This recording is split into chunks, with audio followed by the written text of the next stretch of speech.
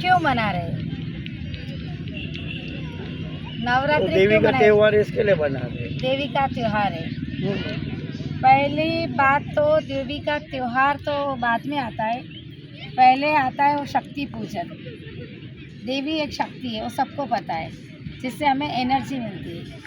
पूरे साल का अगर हमारा बैटरी चार्ज करना है ना, तो हमें नवरात्रि के उपवास में परफेक्ट से वो उपवास करने चाहिए। अभी वो उपवास में क्या करते हैं? खाना खाते हैं एक टाइम का, ठीक है, अच्छा बराबर है, चलेगा। कुछ लोग सिर्फ नवरात्रि में फ्रूटी खाते हैं। क्यों खाते हैं? क्योंकि अपने शरीर के लिए हेल्दी तो है ही, बट उसके अलावा हमको अपनी माँ से कनेक्ट होना होता है, तो इसके लिए ये देवी का हम लोग उपवास करते हैं। पर ये उपवास के साथ साथ में हमारे यहाँ पे मतलब और भी लोग भी है जो नवरात्रि का एक जागरण होता है। नवरात्रि का जागरण का क्या मतलब है? भक्ति करना, भजन कीर्तन करना। हाँ, अभी आपको पता है कि नवरात्रि का जागरण हम लोग गरबा से करते हैं। क्यों करते हैं? वो जो गरबा है ना, वो देखो खाली में ये गरबा करने का रीज़न है कि हम माँ की स्तुति करते हैं, और ये जितनी ये तालियां पड़ती है ना, ये हमारे सारे नसेस को खोल देती है। इन फ्यूचर हमें कभी हार्ट अटैक का प्रॉब्लम नहीं होता है, हमारा ब्लड सर्कुलर फास्ट होता है। इसके अलावा माँ भगवती का एक नाम लेते हैं तो हमारा मनोबल मजबूत होता है। पर अपने यहाँ पे कुछ लोग ऐसा करते हैं कि नवरात्रि के जागरण में ताश खेलते हैं, पूरी रात भर जागते हैं, देवी माँ के मंडप के पास ही पत्ते खेलते हैं। वो राइट है कि रॉन्ग है? तो ये चीज़ें अगर रॉन्ग है तो हम क्यों कर रहे हैं? अभी आप लोग को एक बता दूँ, महाभारत में ये जो ताश का ही एक मतलब सिमिलर, ताश का ही सिमिलर था। जो महाभारत कांड हुआ वो इसी वजह से, जुगार, उसको उस टाइम में जुगार बोलते थे। मावा माधुरी को अपने उसको हार गए थे उन लोग। तो वो जुगाड़ था, इसको अभी हम लोग ने ताश में कन्वर्ट किया है, ठीक है। अगर वो ताश खेलने से ताश खेलना एक अच्छी आदत नहीं है, और वो भी नवरात्रि के जागरण में इट इज़ वेरी रॉन्ग।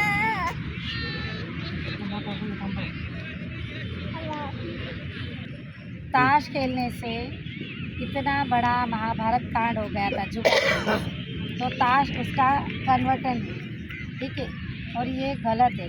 अगर तुम सही मायनों में अपने आप को देवी भक्त कहते हो, माँ जगदम्बा के भक्त कहते हो, तो तुम्हें माँ भगवती की स्तुति करनी चाहिए, प्रार्थना करनी चाहिए, या गरबा खेल के या भजन करके कीर्तन करके तुम्हारे सारे साल की तुम्हें बैटरी अपने मोबाइल की, अगर हमें पूरे साल की बैटरी चार्ज करनी है तो हम कैसे करेंगे? और हमें सिर्फ 9 दिन ही मिलेगा, तो पूरा जोर लगाएंगे ना, क्योंकि हमें पूरा साल बैटरी चार्ज करने नहीं मिलेगा।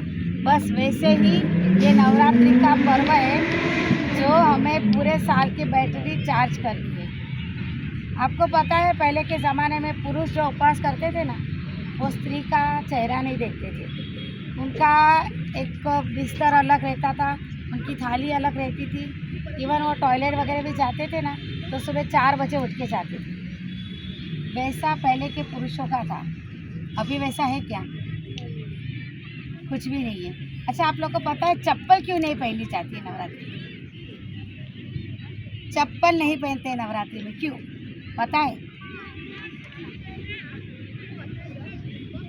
आपका वजन कितना है? 85।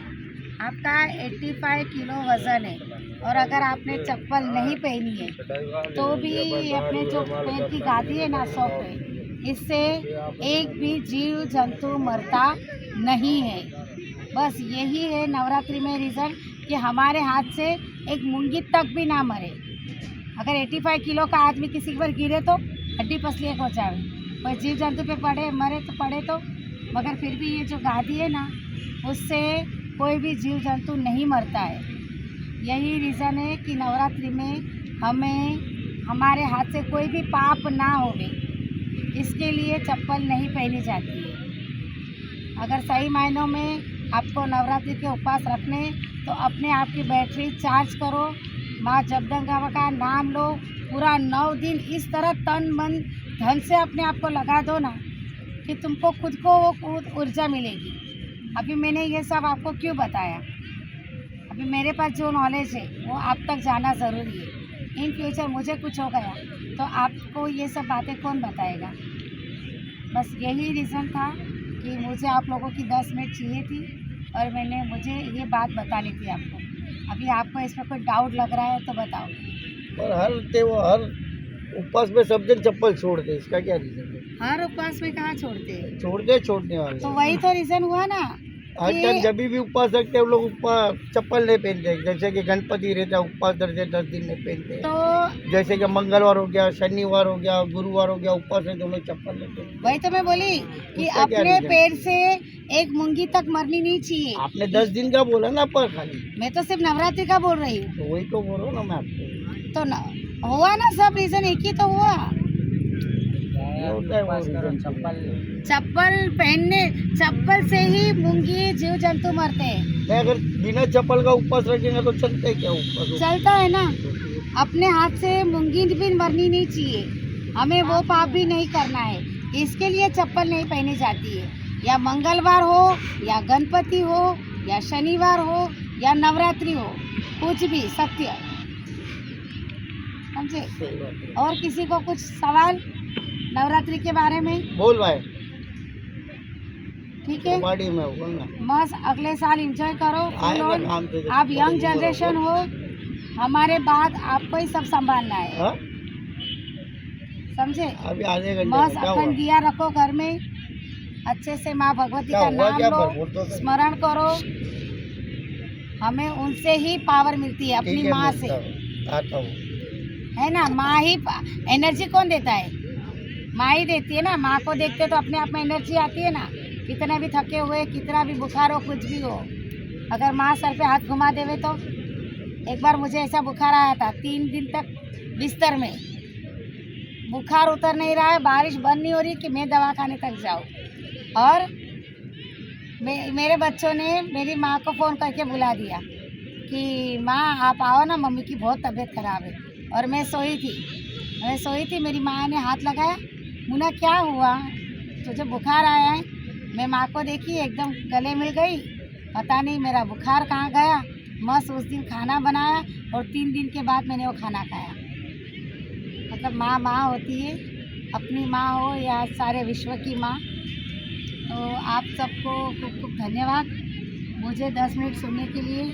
माँ जगदम्बा आपका कल्याण करे, स्वस्थ रहो, मस्त रहो, खुश रहो। तथा जय माता। जय जगदम्बे। बोलो अम्बे मातनी जय। ओम नमः पार्वती पते हर हर महादेव। अब एक गुड्डू कर।